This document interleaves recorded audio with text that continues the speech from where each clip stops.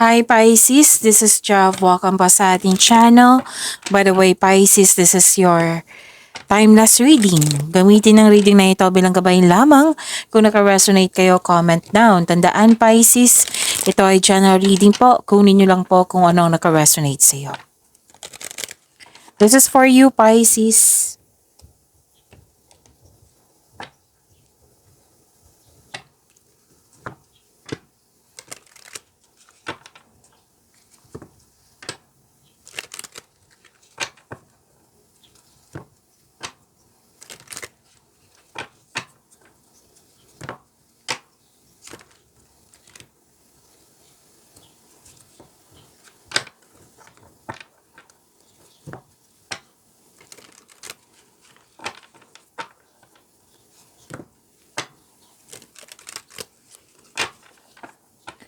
Para po ito sa iyo, Pisces.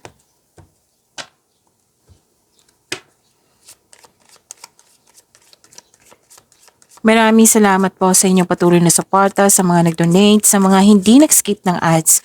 Maraming salamat po. Sa mga hindi pa nag-subscribe, subscribe na po kayo at click bell notification para malaman nyo na may bago tayong video. Para sa mga gustong magpa-reading, comment po kayo ng personal reading. Again, comment kayo ng personal reading and check my reply sa comment section.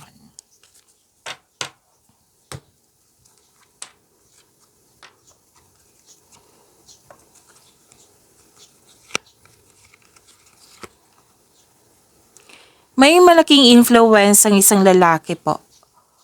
Oo. At may nakita din ako ditong may kausap ka regarding sa career and finances, malaking negosyo. May malaking influence din ng isang mother figure. You have the power, authority, and protection po. You have strength, okay? Na-motivate ka.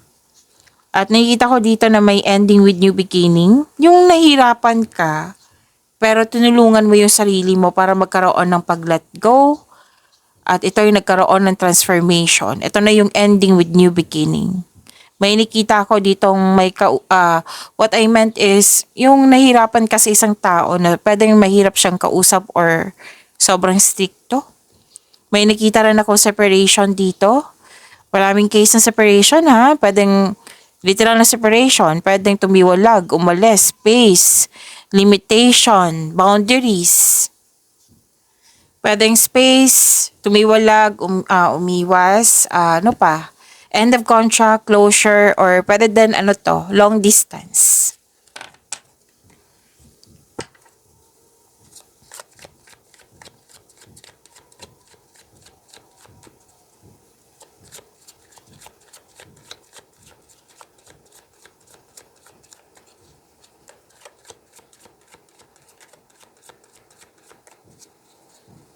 Energy po ni Pisces. Okay, may lumabas.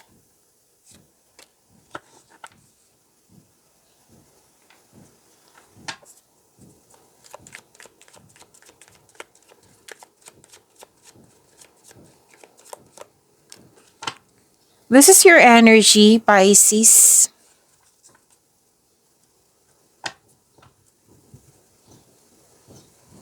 Kung may napansin kayo na repeating message, yan po yung pinupush ng card sa inyo. Like for example, nanood kayo sa isang video reading nyo, monthly ka by tarot reading, weekly ka by tarot reading, second half of the month of September, at may napansin kayo, at dito din, at may napansin kayo na repeating message. Yan po yung pinupush ng card sa inyo na kailangan yung bigyan ng atensyon, solusyon, at aksyon kung maaari po. So na yung energy ni Pisces.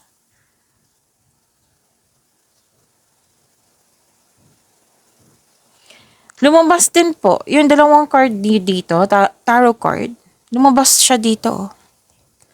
Yung ending with new beginning sa dalawang card na ito.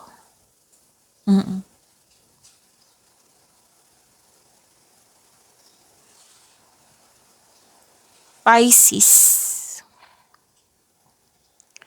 Granted yung manifestation mo. May parating na blessings. This is to remind you na this coming opportunity will be used for clear intention. Bigyan po ng action kung pwede po.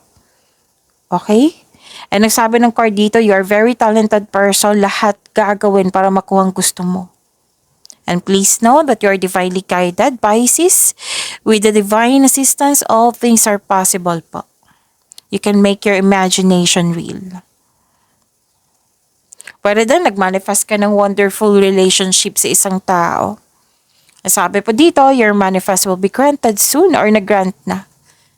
Okay? Mag-pay attention lang kayo sa pag-balance inyong emotion with your thoughts while remaining grounded and passionate. Para ma-attract mo yung green flag na tao.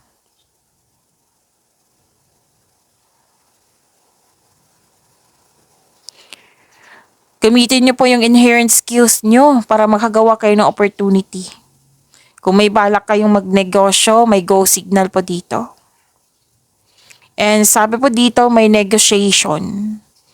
Pwede yung for a raise ng allowance, sweldo, or kontrata. Yes, may signing of contract akong nakikita dito, Pisces.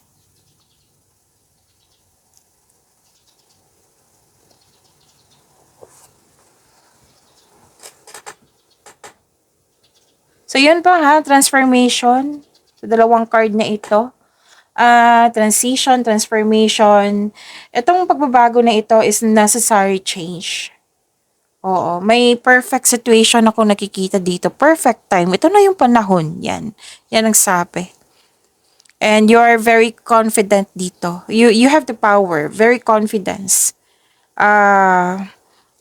Power. So, lumabas din dito. Power, authority, and protection, right? Oh, andito din. Power and protection.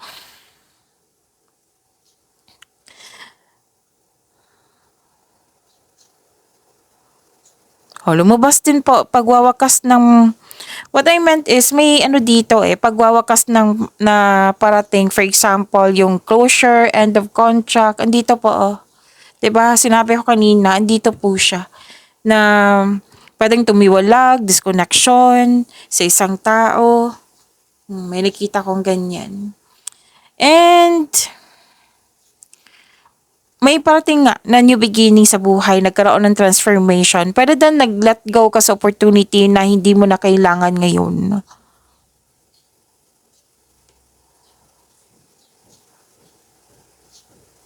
May nakita rin ako ditong paglilipat. Lokasyon, paglilipat ng mga gamit. So growth always means leaving something behind. Nakita ko rin dito na pwedeng ikaw to, pwedeng siya. Nakita ko na may balak pa po ha, balak pa po ito, wala pang aksyon. Yung dati mong, yung malapit sa'yo, oo, dating malapit sa'yo na gusto niyang bumalik para mag-reconnect ulit. Dating malapit po sa'yo na nagkaroon kayo ng loss of connection. Pwedeng ikaw to, pwedeng siya. Pwede din na yung sinabi ko kanina sa inyo na separation, may separation din dito. Pwedeng separation, pwedeng cool off, or you need space sa isang tao. Pwedeng change career din to. May nakita rin ako dito na negosyo. Negosyante ka. Tapos may balak kang ihinto ito para subukan yung ibang negosyo na naka-align sa passion mo. Kung sa kaperahan to, this is a tough time pero huwag kang mag-alala. Nakikita ko naman dito na money matters will improve. So hold tight lang po. Kapit lang po.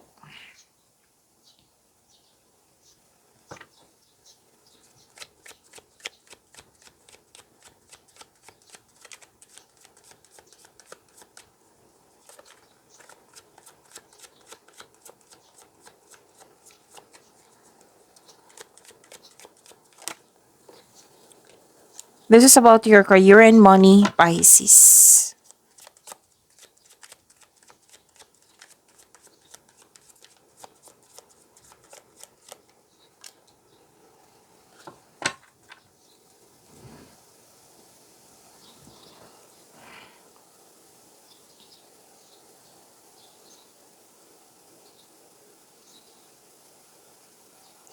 Sa career and money nyo po, mabilis sumunlad yung trabaho mo, yung negosyo mo.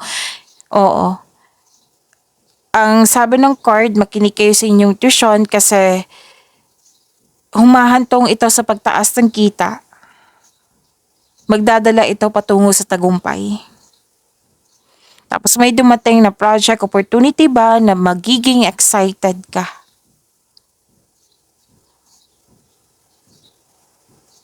So, kailangan maging confident ka in taking in action. Huwag ka mag-alala, Pisces, maraming nag-support sa iyo. So, may action, may fast action. Kasi naka-align to sa passion mo.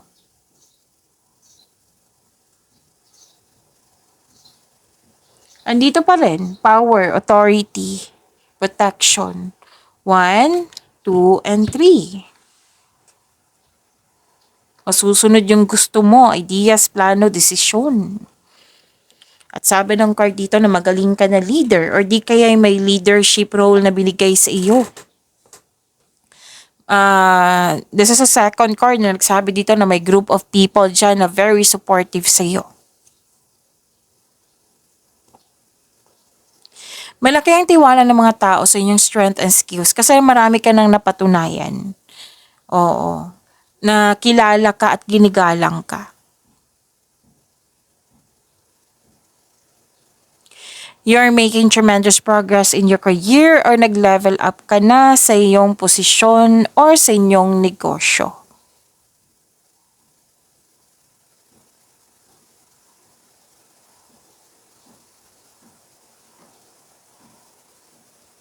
Nakikita ko rin dito may namuong romance dyan sa workplace mo or yung partner mo ay katsabaho mo po. Pero then kung wala yan, pwedeng nakipag-teamwork sa'yo or nakipag-business partner sa'yo. Gusto mo yung career mo kasi nagbibigay ito ng financial stability sa iyong buhay at nagagawa mo yung passion mo at the same time.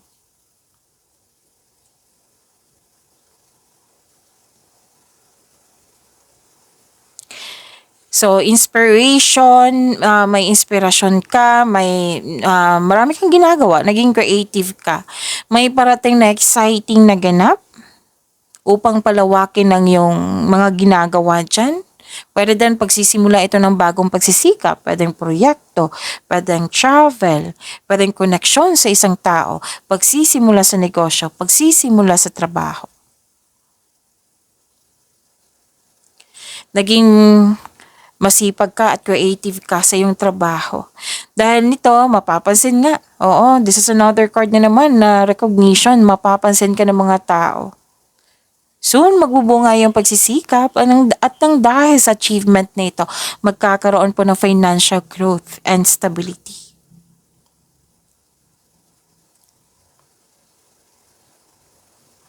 So, mahigit pa to sa success ha. This is victory. So, may promotion ng dahil sa kasipagan, may financial growth after a period of struggle, your discipline and hard work are paying off, so enjoy this time. Pisces, nagsumikap ka at deserve mo itong tagumpay na ito, so allow yourself to shine in this moment. At makakatanggap din kayo ng good news.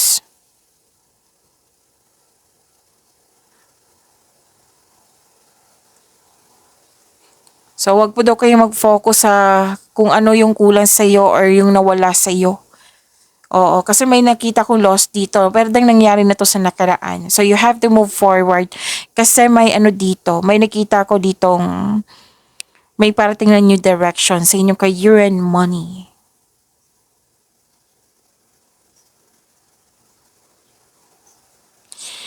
Nakita ko rin dito na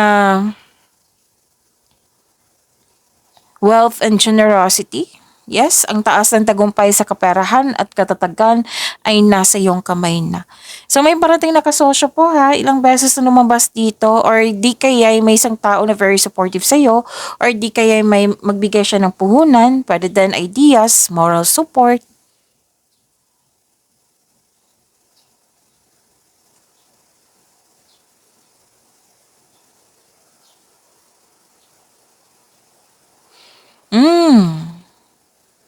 Nakikita ko rin dito na nagkaroon po ng acknowledge for your success is coming. Okay? Basta po, kung may baggages kayong bit-bit, i-release mo na yan. Move forward kayo into a new and more successful period.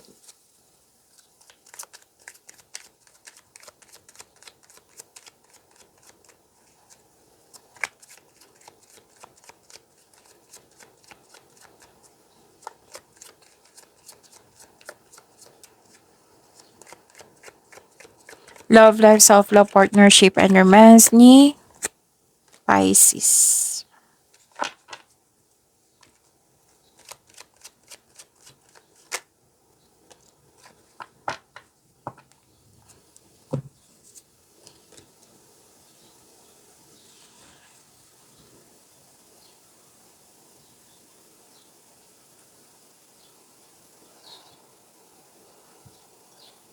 May pinag-usapan kayo dito or kayo po ay nag-isip ng mga about future plans. Single ka man, may relasyon sa buhay mag-asawa.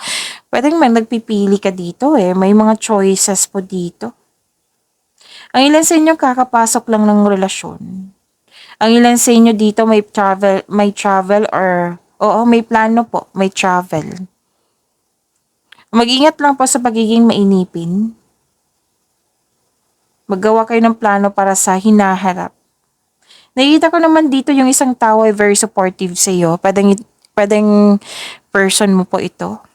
At kasi may choices eh. Kaya sabi ng card, makinig kayo sa intuition kasi it will guide you sa isang malaking desisyon.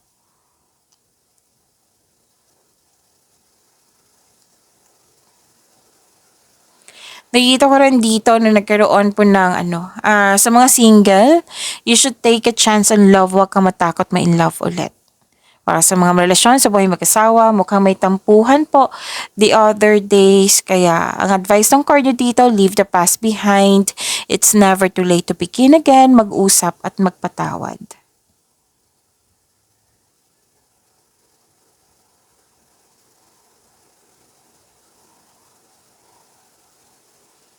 Nakikita ko rin dito na sa mga single, makakaranas ka ng hirap sa pagtanggap ng bagong tao. Gusto mo pumasok sa relasyon pero guarded ka. So, sabi na advice ng card nyo dito, try to fix and forgive yourself first.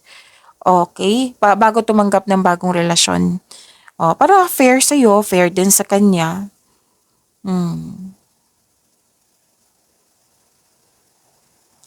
Para sa mga relasyon sa buhay mag-asawa, mahabang pasensya mo sa inyong partner.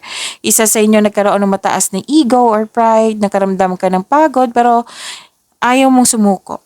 Subukang maglaan ng oras para mag-usap kayo tungkol sa inyong concern nang malaman din niya at magkaroon kayo ng adjustment kung kinakailangan po.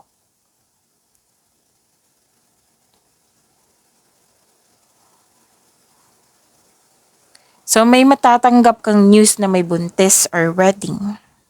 Maaari na nag-happy bonding kayo ng mga kaibigan nyo ngayon, person nyo, family. May nakita nga ako ditong nagkaroon ka ng time sa inyong inner child or di kaya literal na bata ito, nagkaroon ka ng time. Sa mga single pa, kayong lahat, may balak kayong mag-beach outing, camp outing, to escape everyday pressures. So, may reunion akong nakikita po dito. Grupo ng tao, may nakita rin ako mga bata, may nakita rin ako dito, nagkaroon ka ng time for yourself. Improvement sa health is on the way. May recovery po ako nakikita dito. And yes, happiness. Nakikita ko yung happiness mo dito. You deserve this happiness.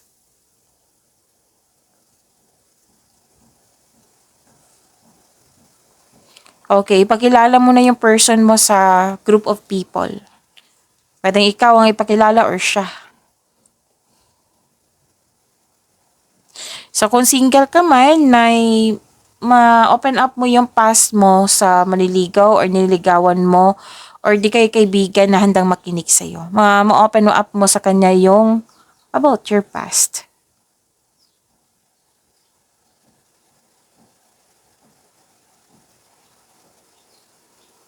Nakikita ko rin dito na magkakaroon ng Okay. May ibibigay ang universe sa iyo.